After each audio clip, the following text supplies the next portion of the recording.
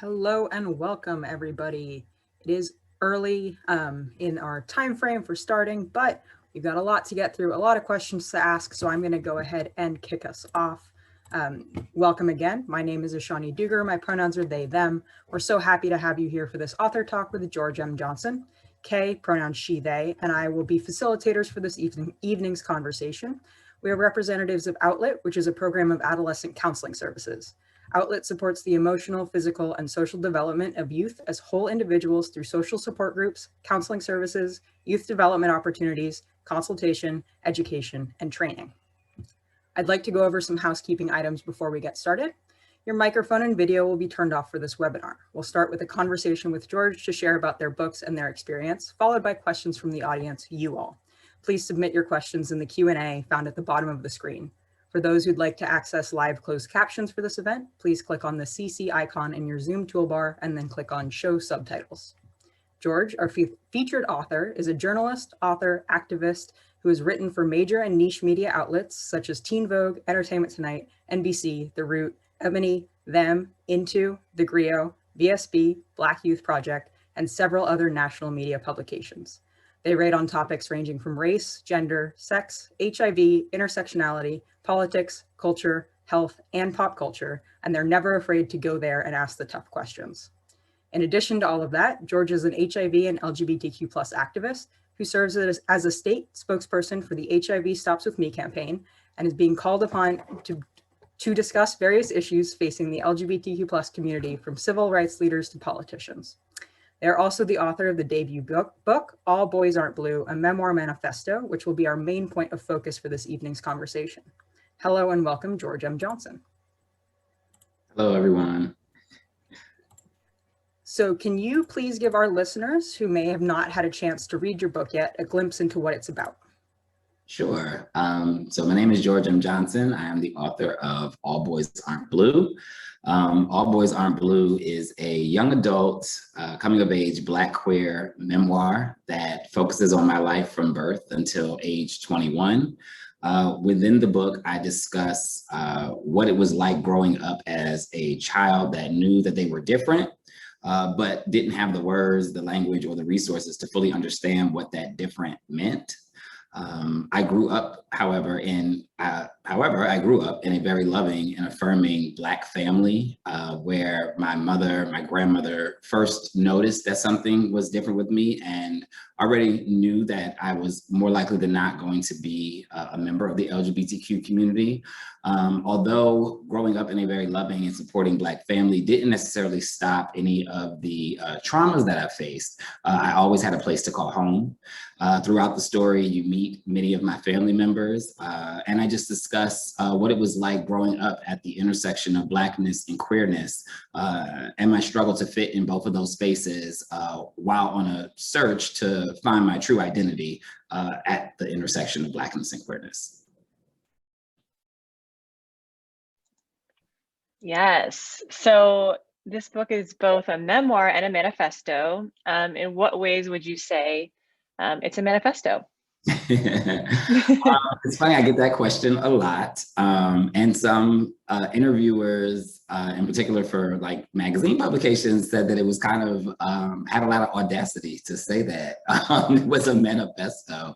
But I felt that's what it was. I felt it was a declaration. I felt it was the story that has always existed but never been told. I felt that this was the first time in many ways, especially in the young adult sphere, that you had a Black queer character that didn't die at the end, that you had a Black queer character at the center of the story, that you had a Black queer character that you could no longer deny in a way that you can sometimes deny the existence of fictional characters.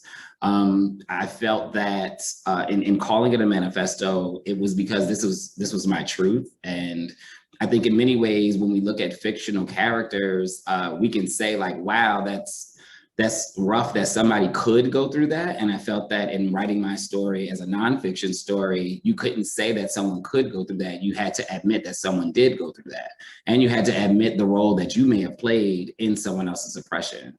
And so that's why I felt that this was a manifesto, because I felt like it was a call to action for the world to really understand what the existence of a Black queer person is in this society. And I think that is why over a year later, the book is still doing so well and now in multiple languages and multiple territories.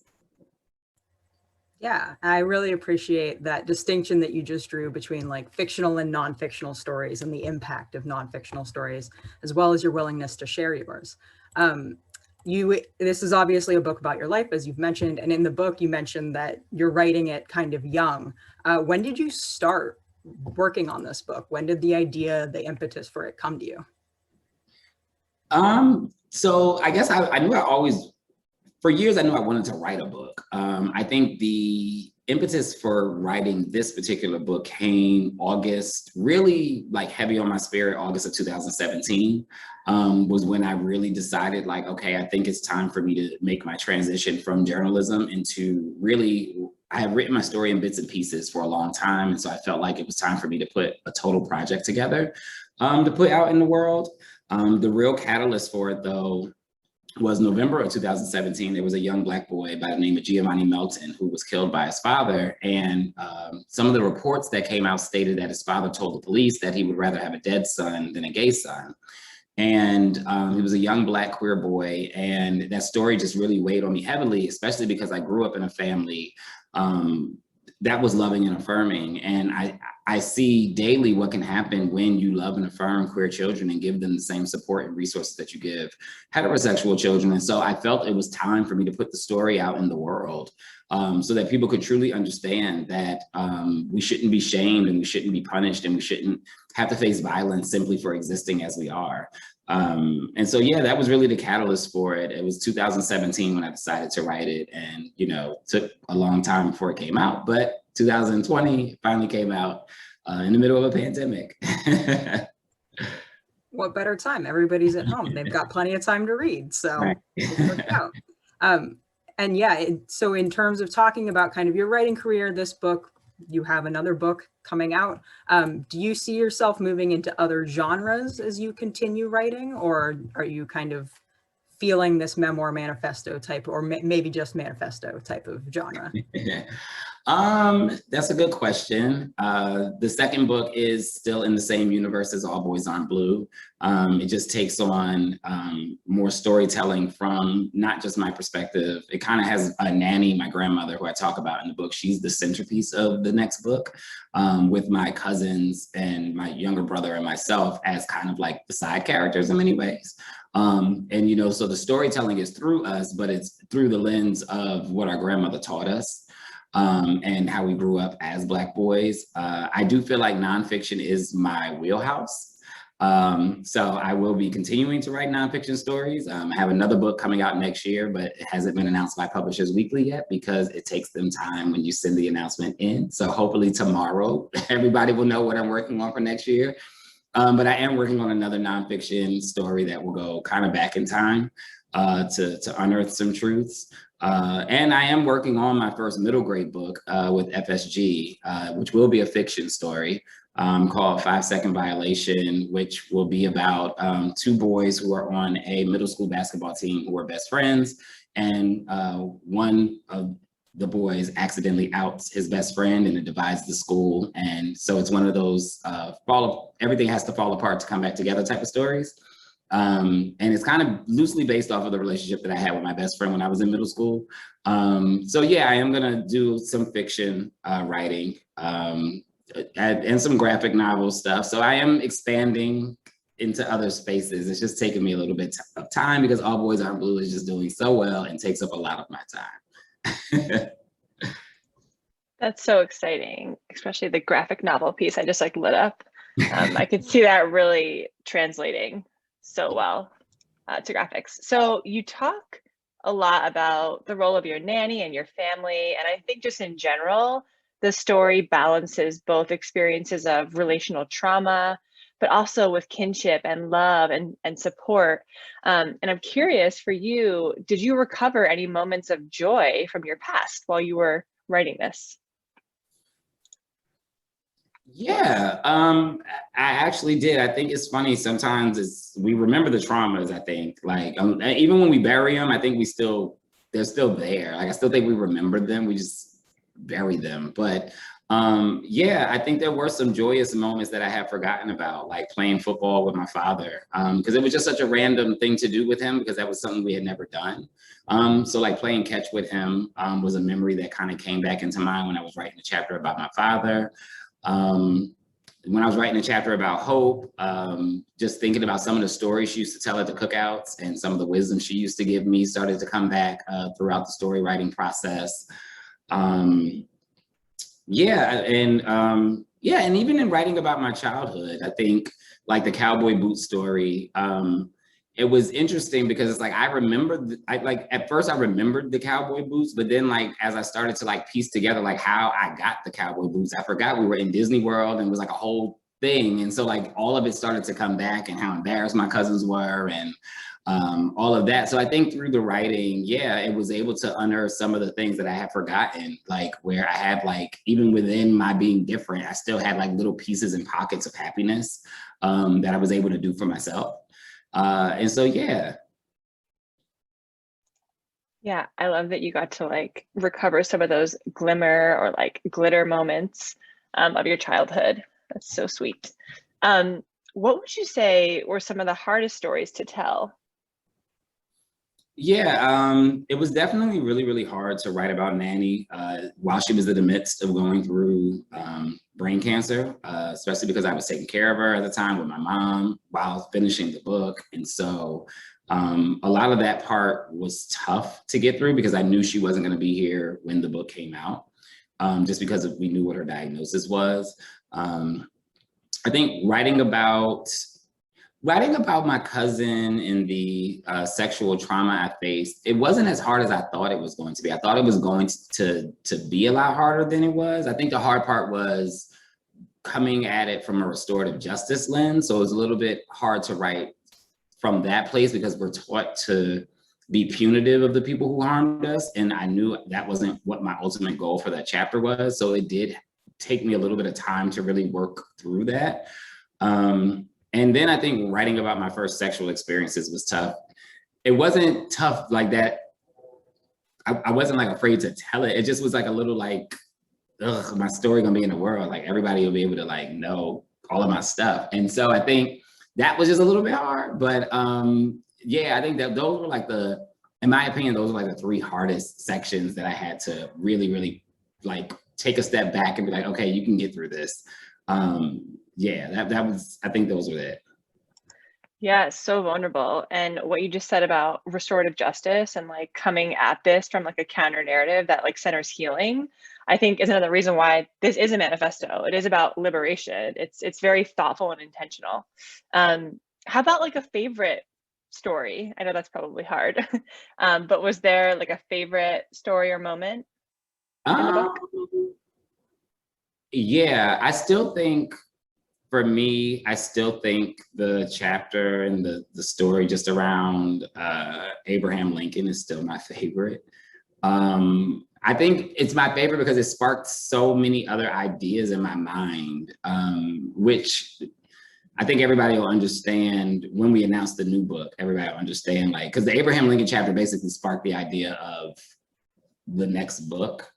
Clearly not focused on Abraham Lincoln, but focused on the ancestors from that time. And so, but yeah, that chapter really woke up something in me because it wasn't just a reminder about Abraham Lincoln. It was like, it opened up my mind about like Thomas Jefferson, George Washington, Christopher Columbus, like all of these other people who we have in this country in particular have deemed as heroes and saints and deify, even though they were horrible, heinous people at the end of the day. Like when you look at what they did, the atrocities they committed against specifically Black people, but even against their own people, right? Like when you really look at it, they were not good people. And so I think that chapter for me is one of my favorites because I've seen so many people respond to it, specifically teachers who didn't even know that type of stuff, like didn't really know that Abraham Lincoln had quotes like that, didn't really know that like there was another side that existed in that story. And I think it's helped them to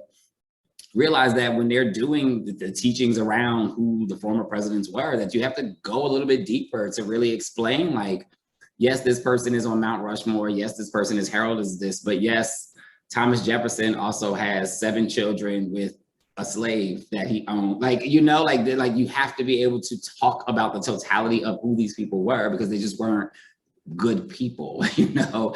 But I think the Abraham Lincoln chapter sparked that in me to continue to unearth those truths and make sure that when we are telling history, that we are telling history.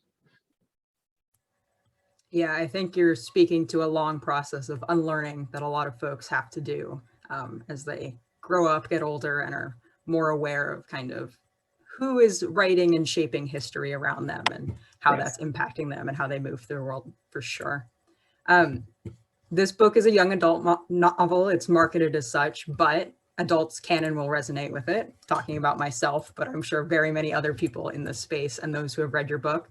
Do you have kind of an idea or maybe a little bit of a summary of what you want your audience to walk away with after having read this? And it doesn't have to be something specific like about you or a specific call to action, but what is something that you want people to be moved to do in the world around them? Yeah, I think the main thing I wanted people to walk away from with this particular book is the fact that there are people who exist that just are not like you. And I think I wanted people to really walk away from this with the understanding that, you know, the shy person in your classroom may not have just been shy. It may have been a person who was struggling with something, a person who was going through something that you had no idea about, that you never even thought to even become inquisitive about. That, you know, that's one part of it. And I think the other part of it is I really, really wanted people to walk away from this understanding that withholding information from children only means that they enter situations without the resources and the knowledge that they need to go through those situations. And I wanted people to realize that I had a lot of things that were heavy happen to me as a child. And so thinking that there is any such thing as a quote unquote heavy topic that a child should not know about or discuss, I think we have to unlearn that. And we have to understand that children at a very young age are already processing those things. That's why I said it in the book. I was already processing my sexuality by the time I was 5. And I was already processing being called a faggot by the time I was 10 and what safety looked like. I was already processing those things that adults think, oh, we can't tell them what that is. Oh, I can't tell them what that means. Oh, they don't need to know that. And it's like, but kids are already having to process it just without you. And so that was the main takeaway I wanted for people, was to realize like, whoa, like this kid already was processing what we had deemed as adult things by the time George was 12. So keeping that information from me just meant that I had to navigate those situations without a full deck of cards. And I want people to walk away from this knowing that they need to ensure that children have the full deck of cards when they're entering this world and entering society, and that there is no topic too heavy. I think we just have to find ways to talk about it and have language for those things. Yes, this is something that we care about so much because of our outlet program. Like, you talk a lot about this second adolescence that happens for young queer people. And the mission of our agency is to help young adolescents navigate sexuality and gender identity expression with the relational support and the education and resources that they need at the time, so that they don't have to move through that whole second phase or maybe third phase of coming into themselves. So I'm curious, you know, sorry, I just lost my place. Can you talk a bit about your second adolescence and what helped you move through that, like resources that you discovered at that time that maybe you didn't have the first time around? Yeah, I mean, my second adolescence, I think in many ways, there are still periods I'm still going through it. I'm only 35, so there are still times where I'm realizing like that I still don't have the skill set of things that my brother has. I mean, my brother is engaged, my brother has a child, my brother's 3 years younger than me. But those were things that made sense to him because that was how he was conditioned. He was conditioned to start dating at 13 and was allowed to start dating, you know, from a young age, 13, 14. I didn't have that space. I didn't really start dating until I was 25, 26. So I was already, you know, way behind on even the skill set to even understand what that meant, and sharing space, and having to care about someone else other than myself, and the protection of myself.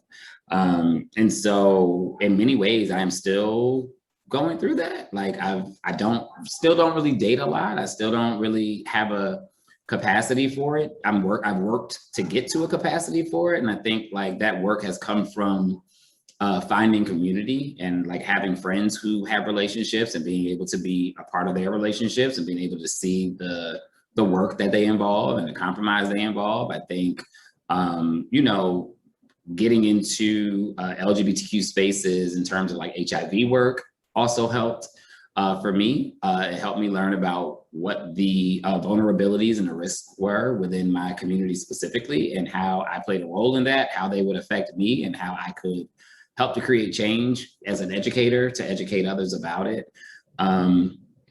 Yeah, I think a lot of it's tough. I do think, you know, nowadays I will say, you know, young queer kids do have a lot more access to resources than we did. I was early 2000s as a teenager, or late 90s, early 2000s when I was a teenager. So back then, you know, internet, you know, Wi-Fi was just beginning. You know, really Wi-Fi wasn't a thing. Like certain campuses hadn't even gotten Wi-Fi yet. So, you know, like that was like the start of the internet age. You know, there weren't apps that you could just go to learn about things. There wasn't any of that. So nowadays, I do think they have a little bit of an advantage, because there are resources, and they have visibility, they have representation, they have people on TV now, they have all those things that I didn't have. And so in many ways, I had to search for that community. And yeah, I kind of found that community in people. And, you know, you kind of start to compare your life experiences, and you kind of start to, as they say, see some world. And it starts to kind of shape your lens on what your experience will look like and can look like. But yeah, I think I had to find possibility models to help me get through the second adolescence. And I think in many ways, like finding older queer people who have lived through the epidemic and could give you like advice and wisdom and all of those things really, really helped me and shaped me to become this person. I think now in many ways, because I exist and because I do so much and I'm so visible, I prevent a lot of kids from having to you know, hide themselves, because I try to fight those systems. But yeah, I think in many ways, I'm still working on certain things that I wish I would have learned at 18, like dating. But you know, I'm working my way through it, and you know, eventually I'll get there and figure it out. I deeply, deeply relate. Yeah, I mean, you just kind of name some of these things anyway, like visibility and just more access to information in a way that isn't gatekept. But I'm curious, because I know that you're an activist too. What changes do you feel need to be made on a systemic or a societal level to reduce the number of queer folks that, you know, will need to be going through a second adolescence and kind of coming into themselves later on?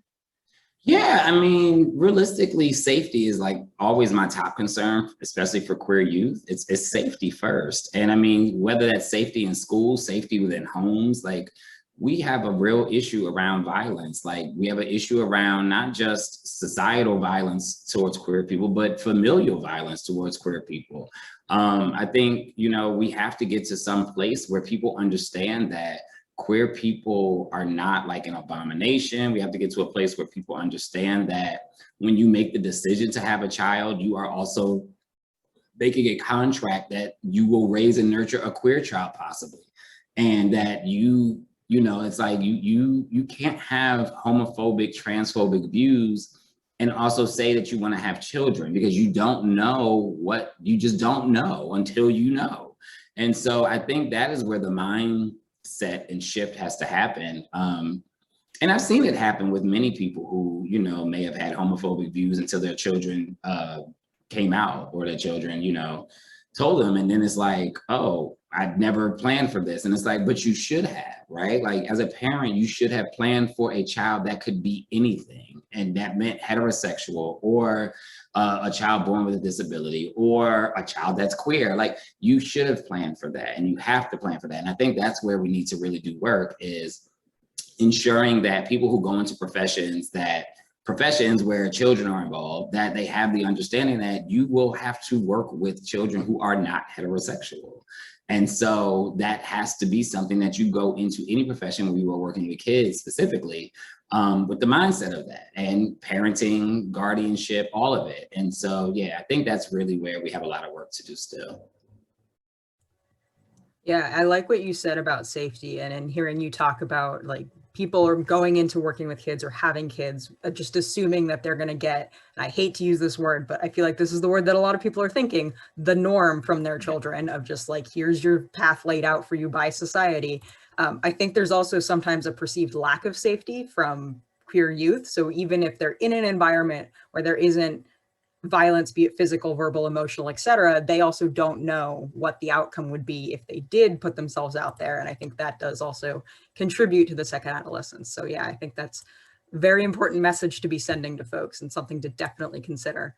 And you've touched on this a little bit, but I'm going to take a slightly long walk to a question. I found it very interesting throughout your story. You identify older queer family members of folks that helped shape how your family responded to you and nurtured your identity as a young queer kid. And I think that I know there's a huge lack of queer elders in queer history because of the AIDS epidemic. There was just an entire generation that essentially got wiped out and hidden. And as an HIV activist and someone who has older queer relatives, how important do you feel it is for young people reading your work, or just queer young people in general, to seek out stories of those older than them? And do you have advice for them if they're seeking to form community through history, through seeking those stories of older folks?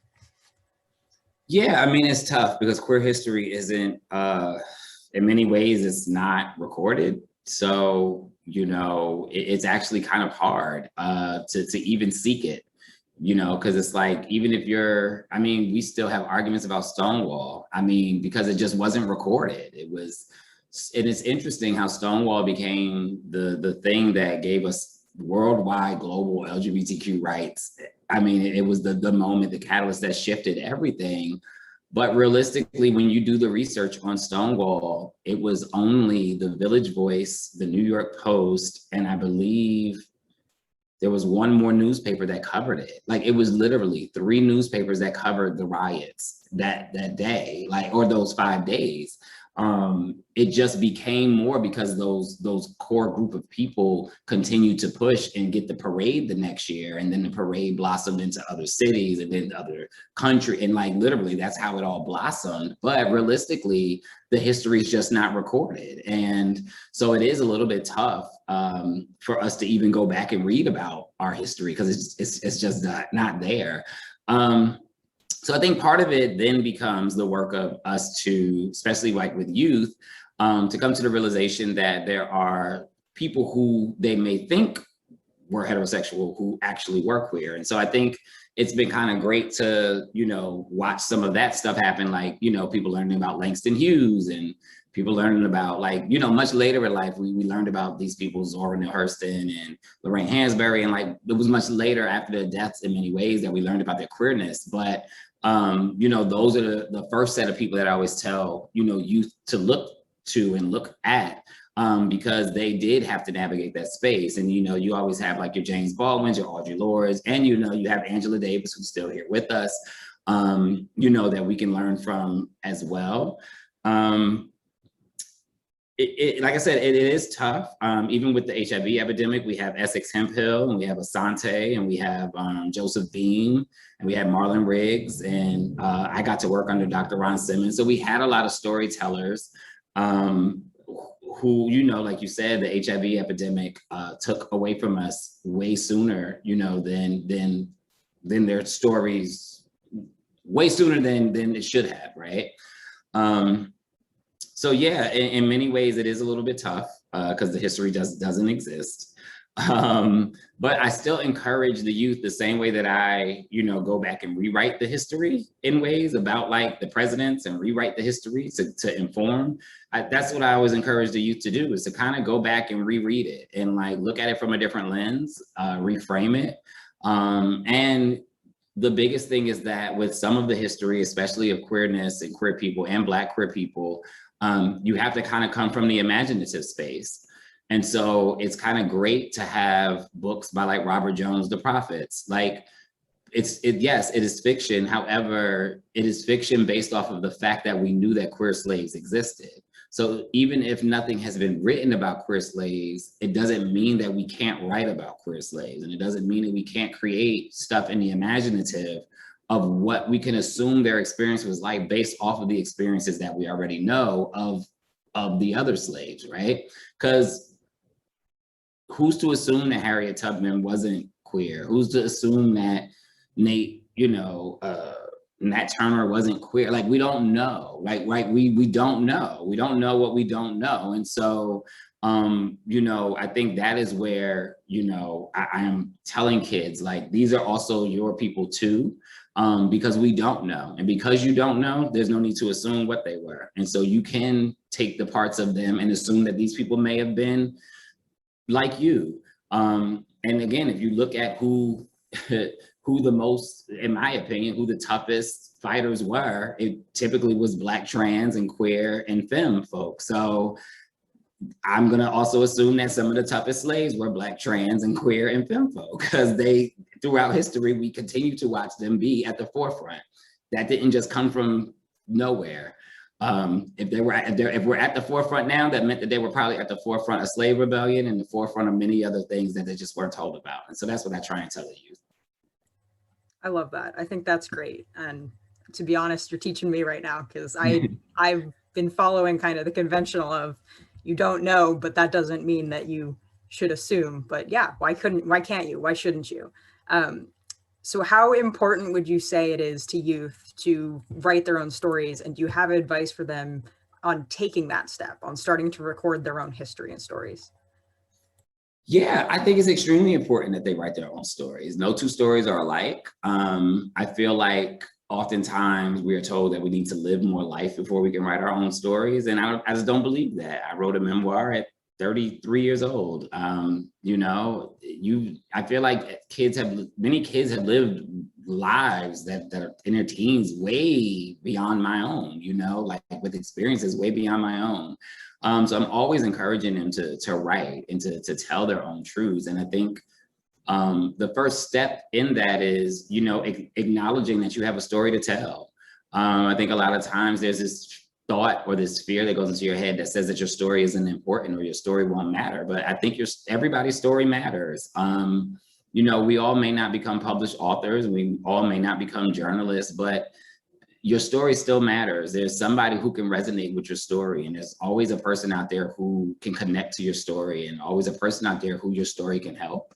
And so, I'm always encouraging the youth to just write. Write because it's necessary, but write also because specifically for Black folks and Black queer folks, like that was something that was denied to us 150 years ago. So don't deny it to yourself. That was something that we couldn't do. We weren't allowed to read, we weren't allowed to write. So now, post Emancipation Proclamation, where we can read and write legally, I encourage them to not deny themselves that opportunity. It was something once denied to your ancestors. So don't in turn deny it to yourself, and feel free to tell your story. And I always encourage them to know, like, trust me, like, we are all terrible writers at first. I was a terrible writer. Sometimes I go back and reread articles I wrote years ago and I'm like, how did this get published? But it did. And, I kept sharpening the tool and sharpening the skill until I got to this place. But 100 years from now, somebody's going to read All Boys Aren't Blue, who's some philosopher, and say that my book was terrible, right? Like, so you can't be worried about what people are going to say about your writing. You just have to write the story that you know needs to be in the world. This is like, it sounds like a refusal. We're just continuing on the manifesto vibe here, which I'm loving. I'm going to zoom out for a second because it's been a year, and I know that COVID has impacted many of us in different ways. And I'm just curious, one, how has the year been for you? And also, has the release in some ways been what you hoped it would be? How has it taken like a different shape? Yeah, I mean, it's been an interesting year. You know, you write a book, it comes out during a state of global crisis, where there is not a single bookstore in the world open. So you don't know, right? And it's like you're a debut author and you can't tour and everything is virtual and people are frustrated and we're all on lockdown. So you just didn't know what was going to happen. I think the book did well out the gate. It didn't hit the, bestseller list. So that was a little disappointing. It hit the indie bestseller list, which was great. But it didn't hit the New York Times. Okay.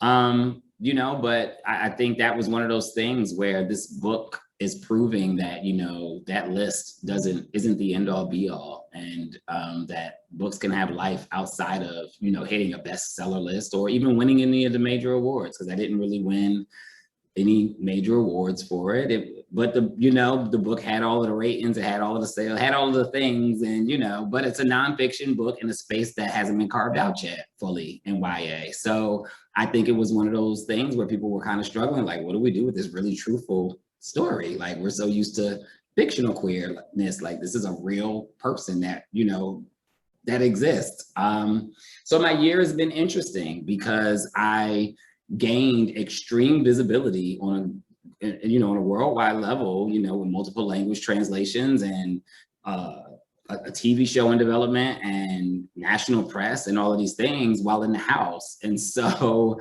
I think this book is done far beyond what I ever expected it to do. I thought it was going to sell well, but I didn't think a year after it coming out, it would still be doing what it's doing and still be getting translated and, TV show and just so many of the things. And still, I could have never imagined that Zendaya was going to pick up the book at a Target and post it in her story. Like I like things like that. I could have never imagined that Jennifer Lewis was going to play my grandmother in a dramatic reading, that Gabrielle Union was going to option, like none of those. I couldn't have imagined that was going to be some of the things that would happen with my story. And so it's been great. It's been overwhelming at times because you become the voice when you write a story like this for so many people who, I think that's the biggest message I get, is that people say, like, this is the first time I felt seen in a book. And that's tough, that's bittersweet. It's hard to hear, especially when I'm getting emails from people who are 60, 70. And I think the oldest person who sent me an email was 83 years old, saying this was the first time he ever felt seen in a book. And it's kind of sad in many ways. But it also let me know like what my work needed to look like this year. And so that's why I've been so vocal and I've been so public and I've been so willing to talk to anybody and everybody about the book. But yeah, it is definitely far beyond anything I could have ever imagined. It is now interesting going back into the world because now people can meet me and see me and they see me out. And so people will stop me on the train or stop me on the street or stop me anywhere I'm at if they notice me and they're like, you wrote the book and da, da, da. And I'm just like, okay. So like, it is a little interesting because I didn't get the typical author experience of like growing in my visibility while also meeting the people and signing books. So I still haven't had like a book signing for this book. Like none of that has happened for this book that thousands upon thousands upon thousands of people have a copy of. So I'm now having my first experience with that. And so, yeah, it's been a very interesting year, but one where I'm really looking forward to everything else that's gonna happen with the book and everything. Yeah, 83 years old. That's your bittersweet is a great word for it. And hopefully this encourages other folks to share and publish their stories too. I think you made a very bold, brave, and excellently written first step. So In talking about how it's been a year and you're just starting with this book, you do have another book coming out as well, We Are Not Broken, which is releasing September of this year. I'm not going to ask necessarily for a preview of it or anything like that, but I am curious, are there going to be stories in that were omitted from All Boys Aren't Blue? Is there anything that we didn't get this time around that we may see in the next one? Yeah, 3 of the stories from All Boys Aren't Blue are in this one. I guess that's part of the reason I had to write another book. Yeah, 3 of the stories that were originally written for All Boys Aren't Blue that we chopped are in the new book.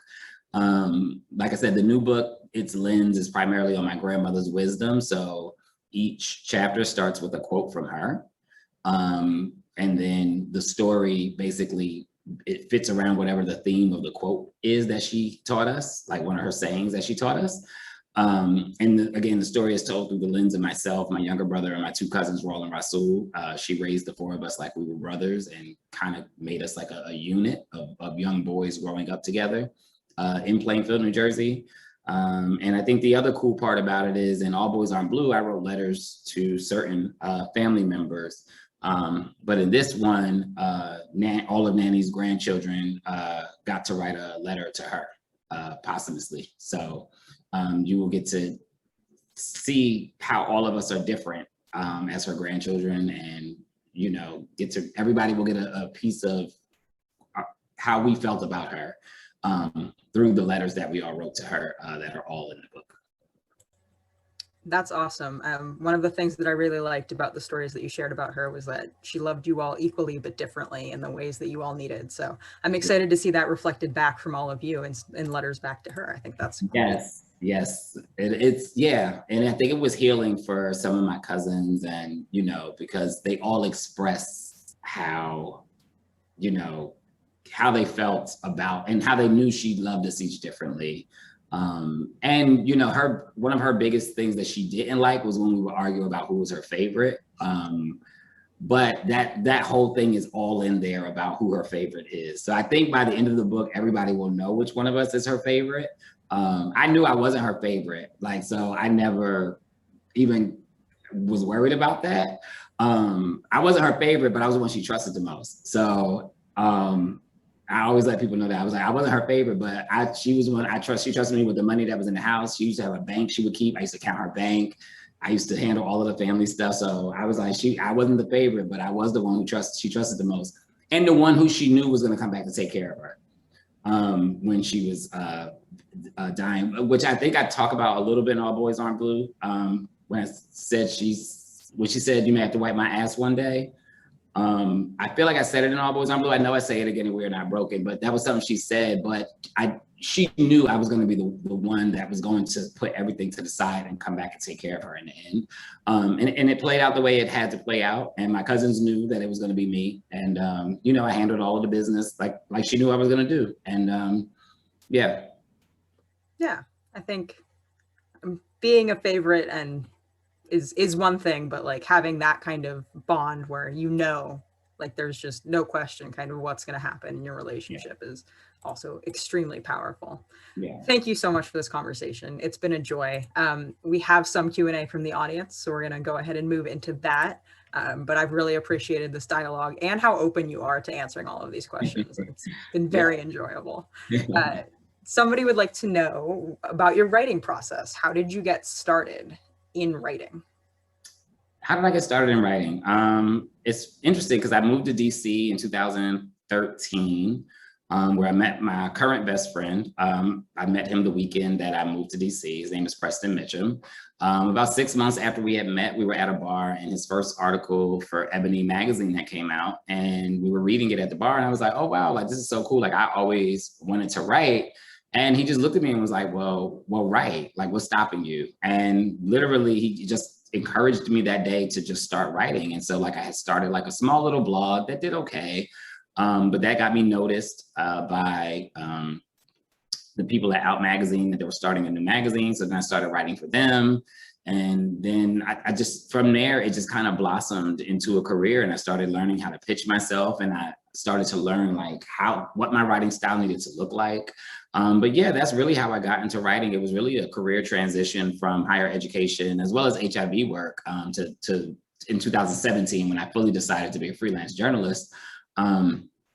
Yeah, and it's worked out well for me. I've won journalism awards, and you know, the book is doing great. And so, yeah, it's just been a natural progression of because I always could write. I just wasn't sure if that was the thing I wanted to do. But you know, it's nice to now know at 35 that that's what my gift is, my talent.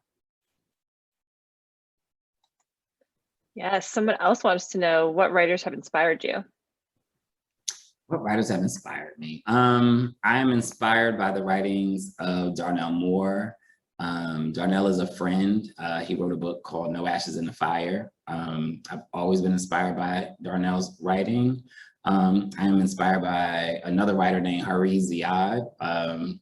They just wrote a book called Black Boy Out of Time. And Hari is a dear friend and someone whose writing has inspired me. My best friend, Preston Mitchum's writing has always inspired me. Yeah, I mean, and then, you know, I think we're all inspired by Toni Morrison. We're all inspired by like the giants, as I call them, you know, Toni Morrison, James Baldwin, Angela Davis, like, you know, all of them are inspirations as well. But I think like the HIV writers, Essex Hemphill specifically, has been an inspiration to my writing. But yeah, I think that's who really inspired me in many ways. Anytime they write anything and I read it, I'm always just so blown away. So, on a similar train, what are you reading right now? what am I reading right now? I'm reading what I'm writing for the most part. I'm rereading and editing. No, my friend has a book that I've just started, and her name is Cecily Bowen, and I believe her book is called, I feel like it's called Bad Fat Feminist. It'll come out in October. So that's what's on my nightstand because I need to write a blurb for it, and it's really good. So that is what I'm currently reading.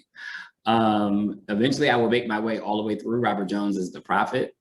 And Our Prisons Obsolete by Angela Davis is always just like yearly required reading. That's a very good required reading as well.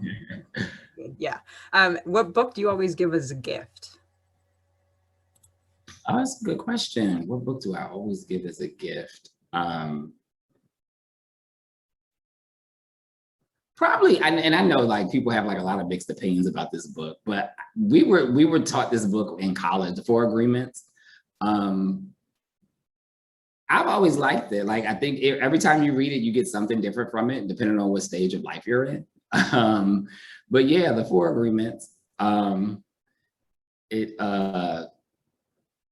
an easy gift to give to people. I was gonna say people in my family, I think the book they give out the most is probably the Bible. But because I have 3 Bibles, one from my grandmother, one from the church, and one from my Uncle Steve. So like the Bible is given out a lot in my family, especially when you graduate from high school or you graduate from college. They always give you a Bible. So yeah.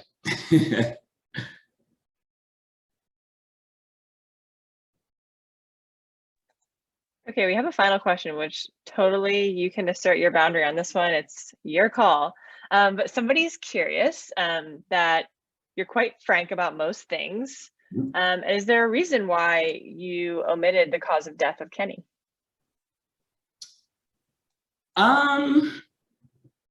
No, I mean, it's interesting, like, because like when that whole situation happened, it was interesting because we were in a fraternity. So of course there were a lot of assumptions around what could have happened or what potentially caused it, because anytime you join an organization or you pledge, there's the assumption of like this whole underground society where y'all are doing things and harmful things and, you know, X, Y, Z. And so I think that there were a lot of I mean, I don't think, like there were a lot of worries and assumptions and people speculating like, oh, they must have did something when he was online, and oh, something must have happened and they didn't tell us about it, or oh this or oh that.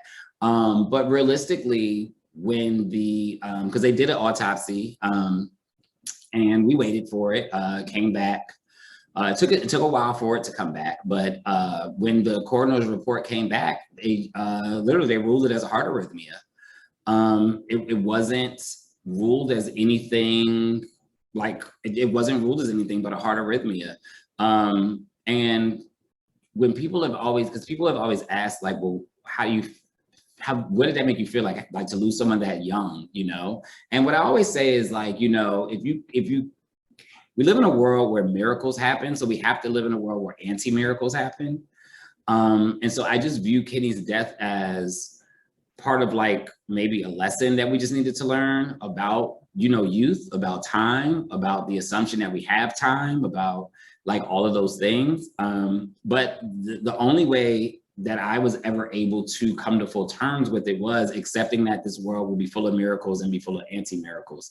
And when you have an anti-miracle happen, as in the case of Kenny, in my opinion, that you have to kind of take a step back and figure out what the lesson was from that.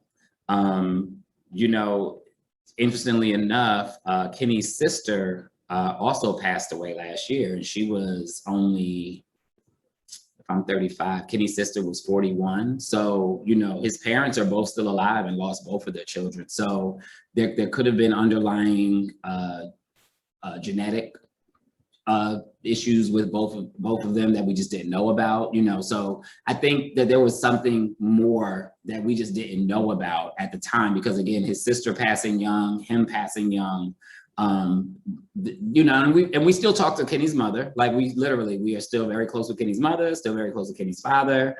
So yeah, it just was one of those things. And it's unfortunate, but it's like, if you live in a world where you believe in miracles, you got to live in a world where you can believe in tragedy. And I think that's just how we had to look at that. And yeah. Yeah, thank you for sharing. I don't have a segue for this. I'm just following the Q&A, but very quickly back to books and stuff. Somebody was wondering, you mentioned people writing to you saying that your book was the first time that they saw themselves.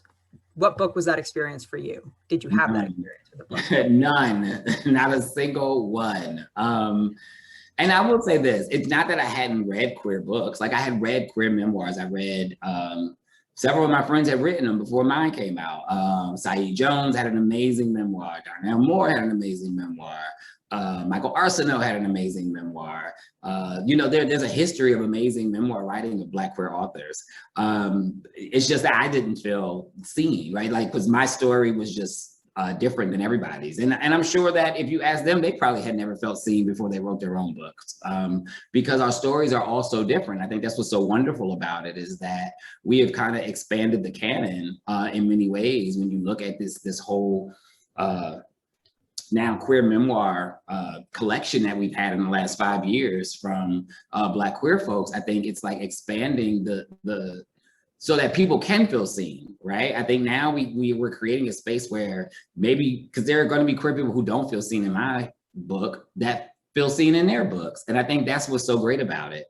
But I hadn't felt seen. And I think that's also what became the catalyst for how I wrote my book. Yeah, I think that's excellent. Somebody submitted not a question, just a hearty appreciation for you and the wisdom that you have to share and the light that you have to shine. And thank you very much for submitting that. I think that is a great way. We are at time anyway to go ahead and wrap this up. So I want to thank you, George. Thank you, Kay, for co-paneling this with me, and thank you all who are attending, asking questions, being here with us at this talk. If you enjoyed this author event, please check out future author events at smcl.org/events. Also, if you have feedback, please provide it for this program by taking a brief survey at smcl.org/rate-this-event. The links for that are in the chat, so if you didn't type as fast as I talked, you can go ahead and go there for all of that information. Thank you once again. It's been really fun. I've really enjoyed talking to you and hearing everything that you have to say. And thank you once again to everybody who has joined us tonight. Hopefully we'll do something like this again soon. Yes, thank you all so much. Have a good one. Thank you all for being here. Take care.